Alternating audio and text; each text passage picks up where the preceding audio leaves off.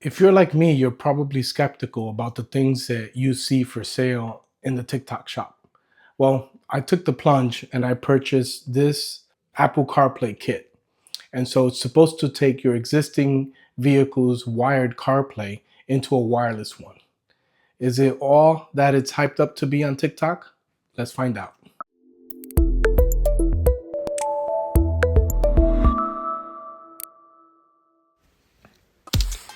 So I want to do a quick unboxing.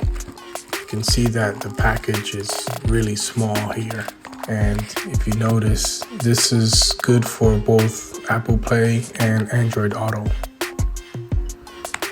Inside the box, you find the USB adapter from USB to USB-C, and then you have the actual unit right here. Does it work? It's supposed to make your existing wired Apple CarPlay into a wireless CarPlay. So let me show you what it does in the car. Let's check it out.